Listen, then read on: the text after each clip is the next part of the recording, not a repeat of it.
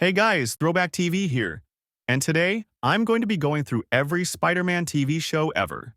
From 1967 to 2021, there have been many wacky, thrilling, and interesting Spider-Man shows over the years, and in this video, I'm going to talk about them all. So sit back, relax, and enjoy the video. Spider-Man, 1967. The first Spider-Man TV show was the 1967 Spider-Man animated series. This show is probably most well known for its wacky tone and its place in meme culture, but overall, it is a pretty good first cartoon for the Spider-Man franchise. The show ran for 3 seasons between 1967 and 1970 and had 52 episodes altogether. The first season dealt primarily with Peter's job at the Daily Bugle, focusing on his relationship with Jameson, his romance with receptionist Betty Brant, and often being called into action as his alter ego. Peter's life, apart from the Bugle office and his Aunt May's Forest Hills home, was rarely dealt with in early episodes. Season 1 stories mainly involved classic Spider-Man villains from the comic book series. Stan Lee was the story consultant for this season. Seasons 2 and 3, produced by Ralph Bakshi, had a darker tone, with dark-colored settings, psychedelic images, and atmospheric music, and almost entirely eliminated villains from the comic book as a cost-cutting measure in favor of generic, green-skinned magical monsters. Although after every season the show dipped in quality, especially in Season 3, this is a pretty good Spider-Man TV show. Spidey Super Stories. Spidey Super Stories is the first live-action portrayal of Spider-Man in television. Spidey Super Stories ran between 1974 and 1977 and had a total of 29 episodes. These episodes were 5-minute skits and Spider-Man was portrayed by Danny Seagren. Stories involved the masked superhero foiling mischievous characters who were involved in petty criminal activities. Unlike other live-action and cartoon productions of Spider-Man, this version of the web-slinging hero did not speak out loud, instead communicating only with word balloons. Aside from Spider-Man himself, no characters from the comic series ever appeared on Spidey Super Stories. This isn't a Spider-Man TV show I am familiar with, so I don't really have an opinion on it. However, I don't think you're missing out on much if you haven't seen this Spidey show. The Amazing Spider-Man, 1977. The Amazing Spider-Man, 1977 is another live-action Spider-Man TV show. This show starred Nicholas Hammond from Sound of Music as Spider-Man. This show ran for 2 seasons but had just 13 episodes. The series began as a backdoor pilot, a 90-minute movie known simply as Spider-Man, which was broadcast on CBS TV network in September 1977, which was theatrically released internationally. In it, Peter Parker gains superpowers after being bitten by a radioactive spider. He uses those powers to get a job at the Daily Bugle and to stop a con man who is covertly using mind control for personal gain. Despite good ratings, the show was canceled in 1979 due to the fact that CBS was already airing The Incredible Hulk and Wonder Woman, so they didn't want to be seen as the superhero network. Another problem was that in spite of the show's popularity, its most vocal fans were also highly critical of it due to the departures from more comic book-like storylines and the lack of any recognizable supervillains from the Spider-Man comics. This is another Spidey show I haven't seen, and I think I'm probably going to keep it that way. Spider-Man, 1978. The final live-action Spider-Man TV show, Spider-Man 1978, was a Japanese interpretation of Spider-Man. The show lasted 41 episodes and even had a movie and ran from 1978 to 1979. The show's storyline and the origin of the character's powers deviated from the source material. In addition to fighting by himself, this incarnation of Spider-Man piloted a giant mecha known as Leopardon, which he would summon to fight off enlarged versions of the show's monsters. Instead of getting bit by a radioactive spider, in this show, blood of a person from Planet Spider gives Spider-Man his powers. Yep, this might just be the weirdest Spider-Man TV show. Spider-Man, 1981. Back to the animated world of Spider-Man. Spider-Man 1981 isn't much of an improvement on the 1967 animated series, but it is still worth a watch. The show ran for just 1 season from 1981 to 1982 and had 26 episodes. The series featured Peter Parker having to balance his alter ego crime fighting with his responsibilities as a university student, a part-time photographer for the Daily Bugle, and caring for his elderly Aunt May Parker. While Spider-Man fights his usual enemies, 6 episodes have him contending with Doctor Doom, who is a pretty cool addition to the show. Not got too much to say about this show. It does the job, I guess. Spider-Man and His Amazing Friends. Spider-Man and His Amazing Friends ran for 3 seasons between 1981 and 1983 and had 24 episodes in total. The show stars already established Marvel Comics characters, Spider-Man and Iceman, along with an original character, Firestar. As a trio called the Spider-Friends, they fight against various villains of the Marvel Universe. Peter Parker, Spider-Man, Bobby Drake, Iceman, and Angelica Jones, Firestar, are all college students at Empire State University. After working together to defeat the Beetle and recovering the power booster he stole from Tony Stark, aka Iron Man, the trio decide to team up permanently as the Spider-Friends. They live together in Peter's aunt's home with her and a pet dog named Miss Lion, a Lhasa Apso who was adopted by Firestar. Together, the superheroes battle various supervillains. Some stories featured team-ups with other superheroes, including but not limited to Captain America, Thor, Sunfire, and the mid-1970s X-Men. This is a pretty cool Spider-Man show as we get a lot of team-up action. However, it's still not quite an amazing show like certain Spider TV shows that we would get in the future. Spider-Man, 1994. My personal favorite Spider-Man TV show. Spider-Man 1994 ran for 5 seasons from 1994 to 1998 and contained a total of 65 episodes. The series follows Peter Parker, a college student at Empire State University who struggles to balance his responsibilities as the costumed hero Spider-Man with the problems of his personal life. In addition to fighting crime, Peter must navigate his romantic affections for love interests Felicia Hardy and Mary Jane Watson, maintain his friendship with Harry Osborn, focus on his academic performance as Dr. Kurt Connor's student, and help to support his Aunt May after the death of his Uncle Ben by working as a freelance photographer for the Daily Bugle. The Bugle is owned by loudmouth publisher J. Jonah Jameson, who often uses Peter's pictures of his alter ego to discredit and carry out a smear campaign against Spider-Man. Peter's peers at ESU include football star Flash Thompson, popular barista Liz Allen, scientific genius Deborah Whitman, and research rival Michael Morbius. As Spider-Man, Peter faces various supervillains that threaten New York City, including criminal masterminds such as the Kingpin and the Hobgoblin, scientific mishaps like Dr. Octopus and the Green Goblin, and the extraterrestrial symbiotes Venom and Carnage.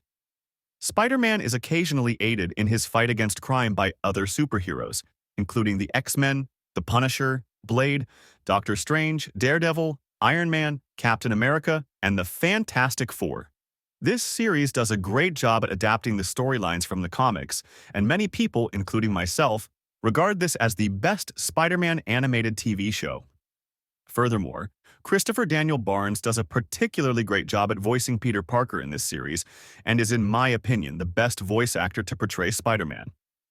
Also, the series finale was the first to introduce the Spider-Verse storyline, also known as the Spider-Man Multiverse, which later inspired similar narratives in various Spider-Man comics, cartoons, and films. Overall, this is a goated Spidey TV show. Spider-Man Unlimited. Spider-Man Unlimited premiered in 1999 and ran until 2001. The show had just 1 season and lasted only 13 episodes due to the fact that it was overshadowed by Pokémon and the newly debuted Digimon on Fox Kids. While covering the launch of John Jameson's one-man mission to counter Earth, another Earth located on the far side of the sun, Spider-Man attempts to stop his 2 symbiote adversaries Venom and Carnage from boarding the shuttlecraft. Blamed for losing contact with Jameson by J. Jonah Jameson of the Daily Bugle, Spider-Man becomes a target of persecution by the media and the public at large with a bounty placed on his head. After John Jameson had made contact with Earth through a distress signal, Spider-Man borrows nanotechnology from Reed Richards to design a new suit that incorporates built-in upgraded web shooters and spider tracers, stealth technology, and anti-symbiote sonic weaponry. Making his way to Counter-Earth after persuading and attacking Nick Fury to let him rescue Jameson, Spider-Man learns that Jameson has fallen in with a band of freedom fighters opposed to the High Evolutionary whose bestials, hybrids of animal and humanoid attributes, are the dominant species whilst humans are the second-class minority. With Jameson reluctant to return until all of the bestials are defeated, Spider-Man elects to remain on Counter-Earth, blending in as best as he can as Peter Parker, taking up residence in the apartment of a doctor, Naoko Yamada-Jones and her son Shane, and fighting the High Evolutionary, his Knights of Wundagore, and his Machine Men alongside the rebels as Spider-Man. It is soon discovered that Venom and Carnage are also on Counter-Earth and are following orders from the Synoptic, a hive-minded legion of Counter-Earth symbiotes. The specific incarnation of Spider-Man, who serves as the focus of Spider-Man Unlimited, made a return in the 2023 feature film Spider-Man: Across the Spider-Verse, depicted as a member of Miguel O'Hara's Spider Society. This is ultimately a pretty forgettable Spider-Man TV show, but also one that is worth checking out. Spider-Man, the new animated series. I have already talked about this show in a previous video, so make sure to check that out after watching this video. Spider-Man, the new animated series, premiered on MTV on 2003, and similarly to Spider-Man Unlimited, ran for just one season and lasted just 13 episodes. Initially intended to serve as a continuation of Sam Raimi's film Spider-Man 2002, as well as a loose adaptation of the Ultimate Spider-Man comic books by Brian Michael Bendis, the show was made using CGI, which gives the show a unique aesthetic. Set shortly after the events of the 2002 film, Peter Parker and his friends Mary Jane Watson and Harry Osborn start attending Empire State University together. Peter and Mary Jane try to establish a relationship without much success. Peter's superhero duties, and later his involvement with Indira Daimonji, interfere with his romance with Mary Jane, while Harry continuously blames Spider-Man for the death of his father, Norman Osborn. Peter faces an assortment of other villains, including the Lizard, Kraven the Hunter, and Electro, while trying to maintain a job and his studies. He faces two psychic twins that ruin everything in the Wallcrawler's life, causing Peter to quit being Spider-Man and try to live a normal life. Although the show is part of Raimi's Spider-Man film series, the events of the show were ultimately contradicted by the first of film's sequel, Spider-Man 2. I believe this show is the most underrated Spider-Man TV show, and although not on par with the best Spidey series, I think it is a must-watch for all hardcore Spider-Man fans. The Spectacular Spider-Man. The Spectacular Spider-Man sits alongside the 1994 animated series as the best Spider-Man TV shows of all time. The show ran from 2008 to 2009 and had 26 episodes. Although I prefer the art style of the 1994 Spider-Man series, the simplistic art style of Spectacular Spider-Man allows for great animation to take place in the show. The series follows Peter Parker, a student at Midtown Manhattan Magnet High School who struggles to balance his responsibilities as the costumed hero Spider-Man with the problems of his personal life. Each season takes place over a semester, with Season 1 running from September to November and Season 2 from December to March. Producer Greg Weisman has stated that the series theme is the education of Peter Parker. In terms of overall tone and style, the series is based primarily on the Stan Lee, Steve Ditko, and John Romita Sr. era of The Amazing Spider-Man, with a similar balance of action, drama, and comedy, as well as a high school setting. However, it also tends to blend material from all eras of the comics run up to that point, in addition to other sources such as the Ultimate Spider-Man comics by Brian Michael Bendis and Mark Bagley, as well as Sam Raimi's Spider-Man film trilogy. Although a total of 5 seasons consisting of 65 episodes was initially intended in addition to various direct-to-video films connecting each season, the series was canceled before production could begin on the planned 3rd season, due to legal problems with Disney. It's a shame that this series was cut short, but it still remains as an all-time great Spidey TV show. Ultimate Spider-Man. Ultimate Spider-Man ran for 4 seasons between 2012 and 2017 and had a total of 104 episodes, making it the longest-running Spider-Man show ever. I grew up watching this show a lot, and it is a very good Spider-Man show in my eyes. The show debuted alongside the 2nd season of The Avengers, Earth's Mightiest Heroes, another one of my personal favorite TV shows growing up, as part of the Marvel Universe programming block on April 1st, 2012. In a break from other series, Spider-Man breaks the fourth wall and speaks directly to the audience. It also includes fantasy sequences from Peter's mind. The series is adapted from the Ultimate Spider-Man comics, and in the show, Peter Parker has been Spider-Man for 1 year. He has saved lives and fought supervillains, but he is still in the process of learning how to be a superhero. Nick Fury of S.H.I.E.L.D. offers Peter the chance to train to be a real superhero and become the Ultimate Spider-Man. However, Peter will first have to learn how to work with a team of 4 fellow teenage superheroes: Nova, White Tiger, Iron Fist, and Power Man. I liked the addition of these heroes as the banter between the characters provided a lot of comedy throughout the show, and also have the show a sort of Teen Titans vibe. An interesting fact if you didn't know already is that Drake Bell voices Spider-Man in this show. Yup. Anyways, this is a pretty awesome Spidey show. Spider-Man 2017. Yikes. In my opinion, this is the worst animated Spider-Man TV show. Disney really had a stinker with this one.